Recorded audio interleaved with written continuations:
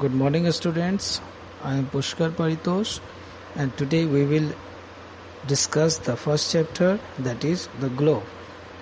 The Earth is an important and unique planet in the solar system. Do you know why the Earth is so important and why this planet is called a unique planet? Because the Earth is the only planet that supports life. Now you will wonder why life is possible only on the earth. This is because of the presence of water and air. The surface of the earth is divided into land and water. You know this. It is also surrounded by an envelope of air called atmosphere. The presence of water and air makes life possible on the earth. Now students, in the past, people thought that the earth was flat. Flat means like your table, or you can say like the pages of your book. They thought that if they would reach its edges, they would fall off. They feared that if they reached the earth's edges, then they would fall off. This was the reason why they never wanted to travel too far. Magellan, a sailor, took up the challenge to sail across the earth. He dared to sail across the earth. After years of sailing, his ship returned to the same place from where it had started, hence proving that the earth was not flat but round. But with the progress in the field of science, they came to know that the earth is actually spherical in shape. Spherical means, you know very well, sphere like a football, as proved by the explorers and astronomers. The picture taken from the spaceships show that our earth is spherical in shape. Now the next topic is Earth's surface. More than 70% of the total surface area of the earth is covered by water bodies. It means if you divide the earth into 4 equal parts, then 1/3 of the earth is covered with water. It looks blue when seen from the space. The large land masses are called the continents and the large land water bodies are called the oceans. There are 7 continents and other major oceans in the earth. The 7 continents are Asia, Australia, Africa, Antarctica, Europe, North America and South America. And among these continents, Asia is the largest continent and Australia is the smallest continent. The 4 main oceans are the Pacific Ocean, Atlantic Ocean, Indian Ocean and Arctic Ocean. So among these oceans, the Pacific Ocean is the largest and the Arctic Ocean is the smallest one. So do you know, students, in which continent we live? We live in Asia continent. Now let us go to the next topic. Water surrounds Antarctica from all sides. Some geographers have named the water body that surrounds Antarctica as Southern Ocean. Do you know, students? Antarctica is the only continent having no human population, as 90% of it remains covered with ice throughout the year. So, Antarctica is covered with ice throughout the year, and that's why there is no human population. Now the next topic is, what is a globe? A globe is a small model of the earth which gives us a fairly accurate idea of the earth's surface. A globe shows us the shape and the location of the continents, oceans and seas on a smaller scale. So I hope, students, that you have seen a globe in your school, in your classroom, and the line running from one pole to the other through the center of the globe is called the axis of the earth. It is only an imaginary line, but it is very important. So it means what? That there is no real line as axis. Axis is only the imaginary line joining the two poles. The earth rotates on this imaginary line. This is why we say that the earth rotates on its axis. There is another imaginary line on the earth. It goes around the earth.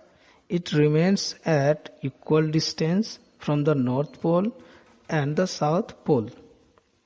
It is called the equator. It divides the earth into two equal halves. That is why we call it the equator. Equator means the line dividing the earth into two equal parts, two equal halves. The northern hemisphere and the southern hemisphere. Hemisphere means half a sphere. So the half to the north of the equator is called the northern hemisphere. The other half to the south of the equator is called the southern hemisphere. The Lagos globe, produced in France in 1824, measures 39 meters in diameter. It is the largest globe in the world. Now students, there are two questions. What has surrounded the earth, the surface of the earth? So students, what is the answer of this question? Atmosphere. Atmosphere is the layer of air which surrounds the surface of the earth. Now the next question is, what do you mean by the axis of the earth? So the answer is, the line running from one pole to the other through the center of the globe is called the axis of the earth. Now students, let's move on to the next topic. So the next topic is latitudes. There are many lines which run parallel to the equator. So equator is the line, we have studied about this.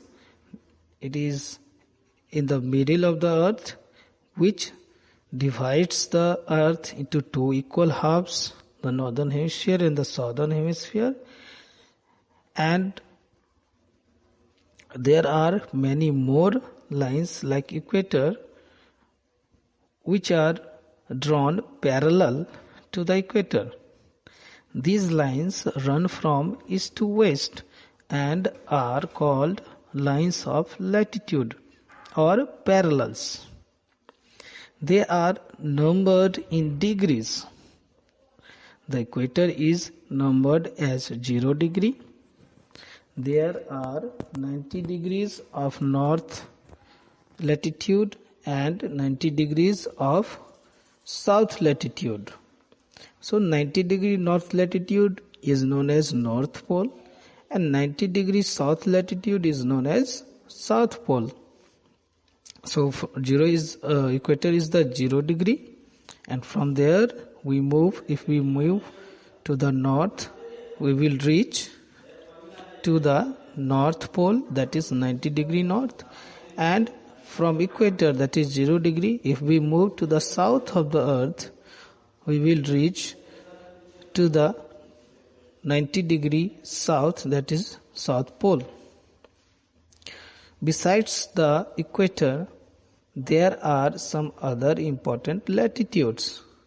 These are known as the Tropic of Cancer, which is drawn at 23.5 degree north. The Tropic of Capricorn at 23.5 degree south. The Arctic Circle at 66.5 degree north, and the Antarctic Circle at 66.5 degrees south. These latitudes help in dividing the earth into different climatic zones. This picture is given in your book. So consider the picture, look at the picture very carefully. You will understand the different parallels. Now the next topic is longitudes. Apart from the latitudes, there are lines drawn from the North Pole to the South Pole. These lines are not parallel like the latitudes. All these lines are of the same length.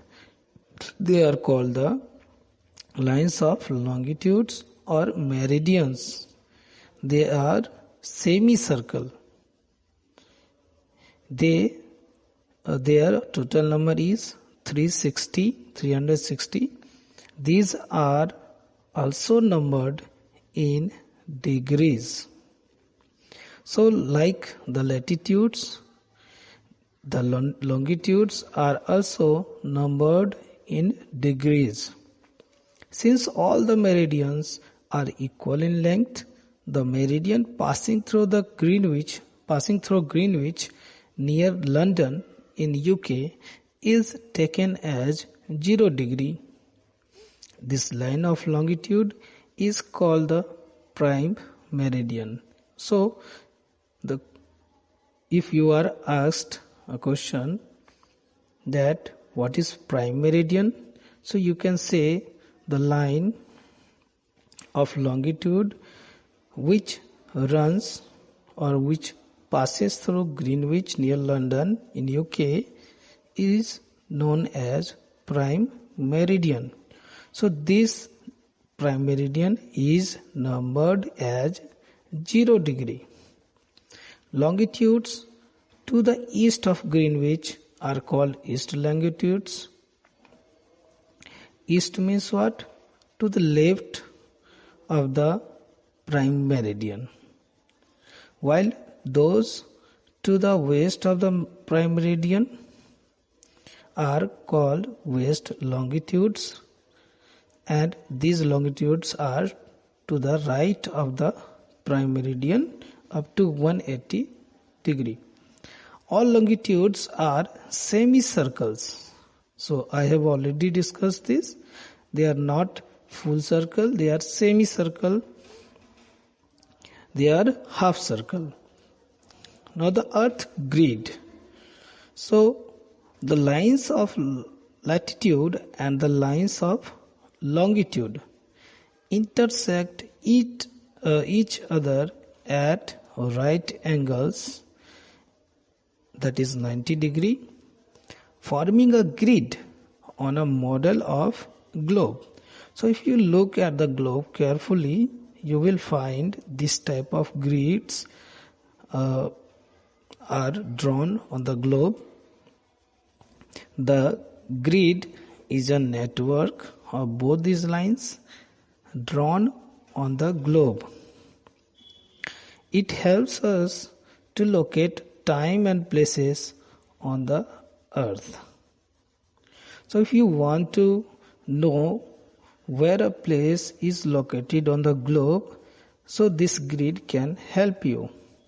With the help of the degree of latitude and longitude, you can find any place on the earth. To locate a place on the earth, we must know the degrees of the latitude and longitude intersecting at that particular place.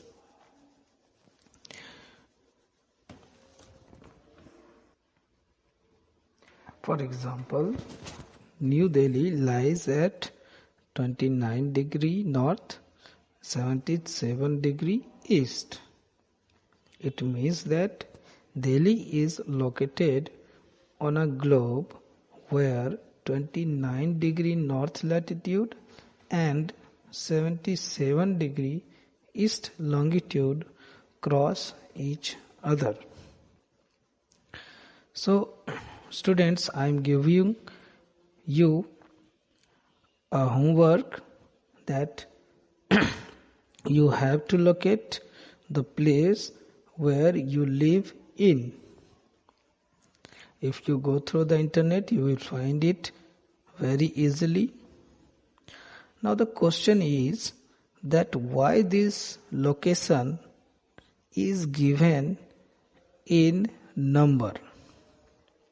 So this is very important, students, because number can be understood by everyone in the world. The people that live in the earth know different languages. Now take your example. If you do not know Bengali, say, for example, if you do not know Bengali and something is written in Bengali, the address is written in Bengali, so how can you read that what is the address of that person? So you can't read the language. Like this, in the earth, in the world, there are many languages and they differ from each other. They can't be read by everyone. So students, that's why the location of a place on the globe or on the earth is written in number.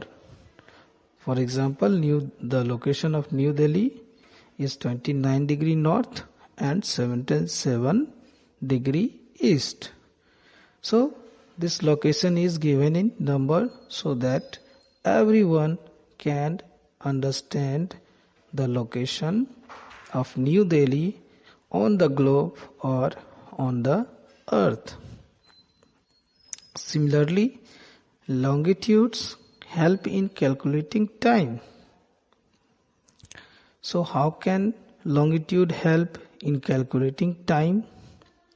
The time difference between two longitudes is 4 minutes. It means what? The sun takes 4 minutes to move from one longitude to the next longitude. The students, you know very well that sun does not move. Our earth moves, our earth rotates, but we see the sun as if it is moving. So when the earth rotates, so the sunlight, or you can say the sun, takes 4 minutes to move to the next longitude. When we travel eastwards from the prime meridian, we need to put in 4 minutes on passing each meridian. On the other side, when we travel westwards from the prime meridian, we need to subtract 4 minutes as we pass each meridian.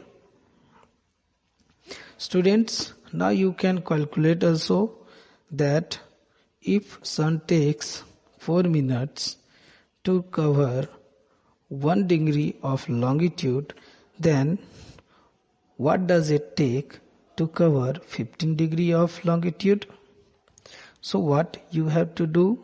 You have to multiply 15 into 4, which gives 60 minutes. It means what? 1 hour. 60 minutes is equal to 1 hour. So the sun takes 1 hour to cover 15 longitudes. So I am giving you a question. The sun is present at 0 degree longitude, and if it has to move to the 30 degree longitude, 30 degree west longitude, then what time does the sun takes to cover this distance? So students, calculate yourself and solve this question. Students, you have to remember that the sunlight always moves from east to west. Why? Because our earth rotates from west to east. So if the earth rotates from west to east, we see the sun as moving from east towards west. Now look at an example. The present time at prime meridian is 12 noon. Location A is at 4 degree east longitude and location B is at 4 degree west longitude. After that, the time at location A will be 12:16 p.m. and time at location B will be 11:44 a.m. So do you know AM and PM? AM stands for anti-meridian. It means before noon. PM stands for post-meridian. It means after noon. It means afternoon.